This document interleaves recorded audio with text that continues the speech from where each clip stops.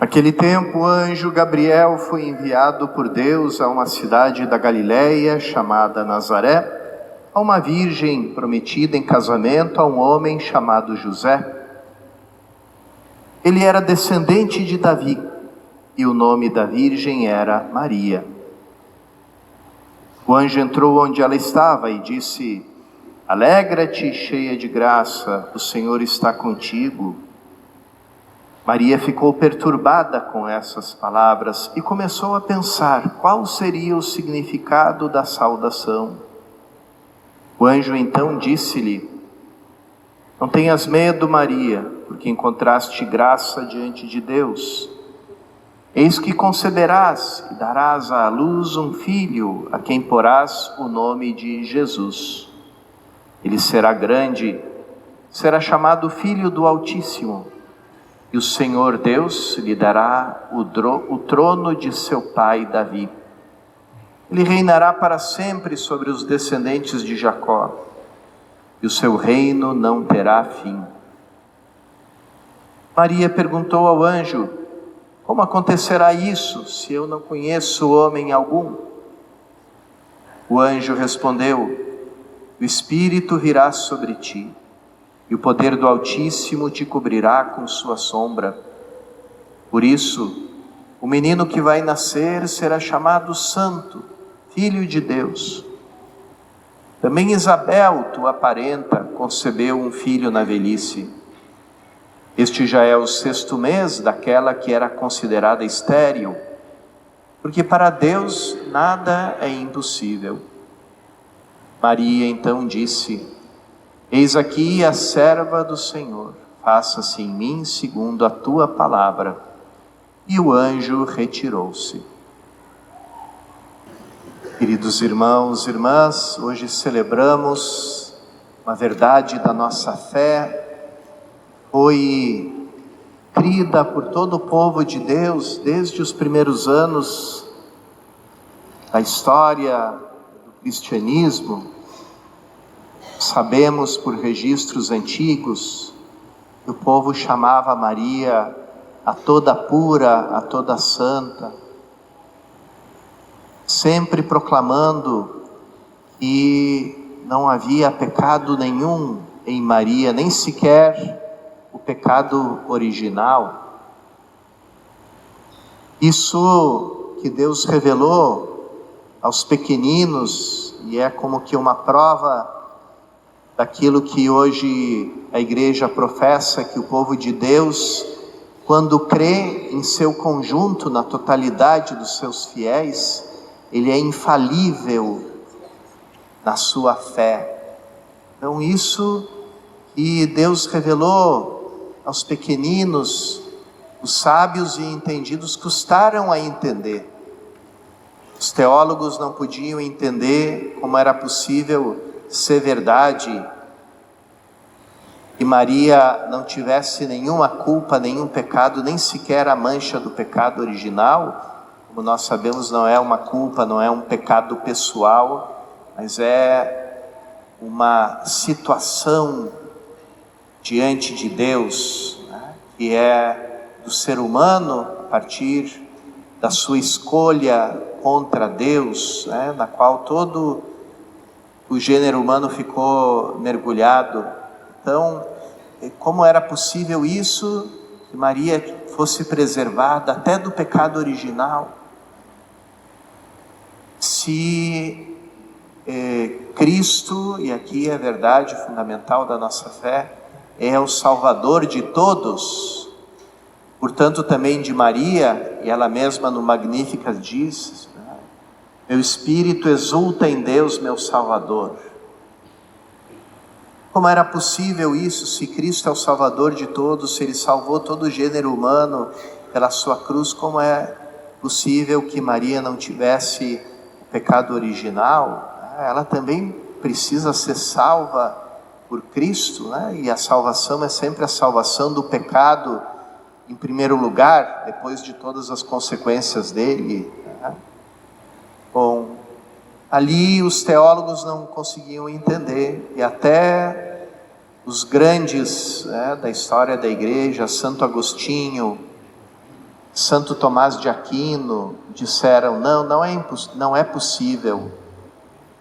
Maria sim nasceu, foi concebida com o pecado original, que é a mancha de todos os seres humanos, e também foi salva por Cristo. Essa era a solução que eles davam, mas era uma solução segundo a razão, não segundo o Espírito Santo que falava pelo seu povo, pelo povo de Deus.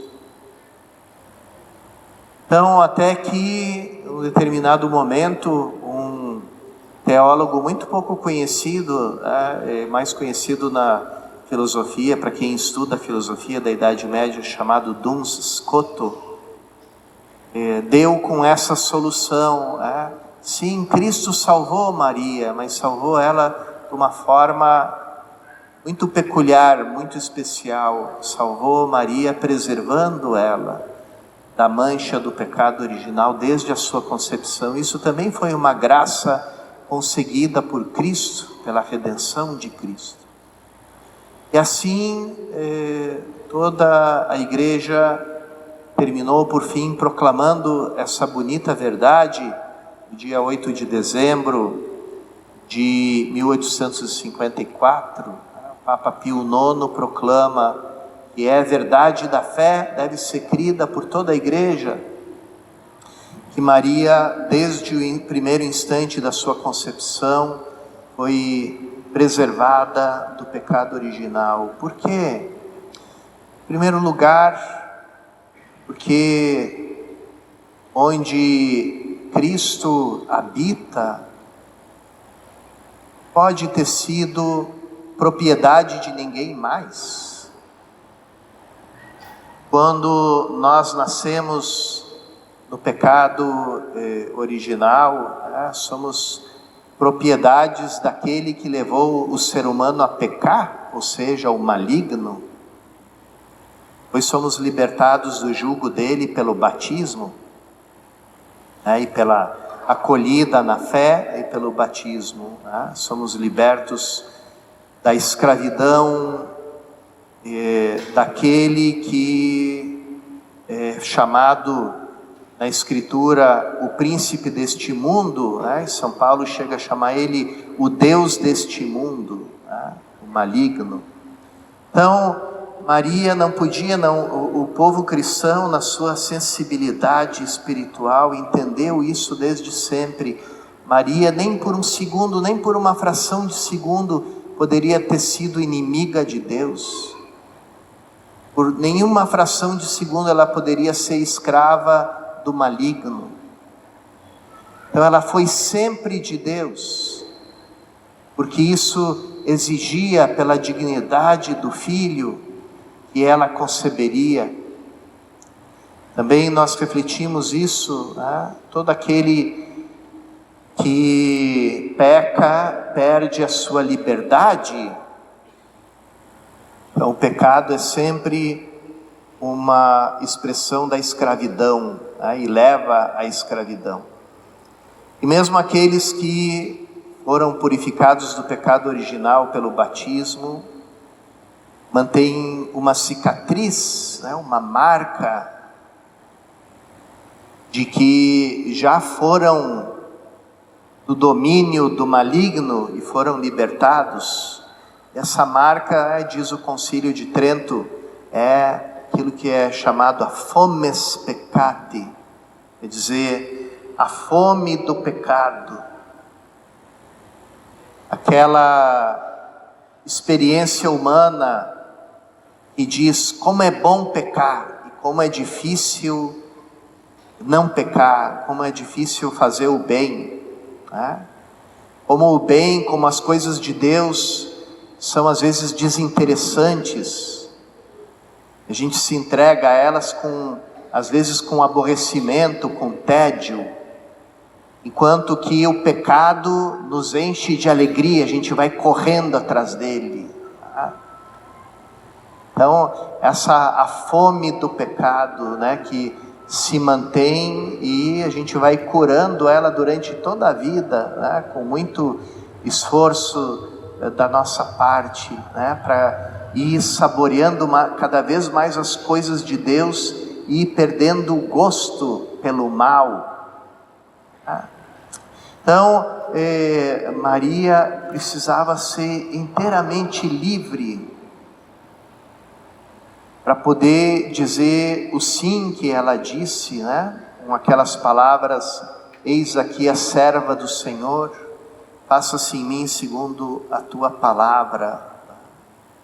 Aquela que era a mulher mais livre de todas, disse: eu sou a serva do Senhor.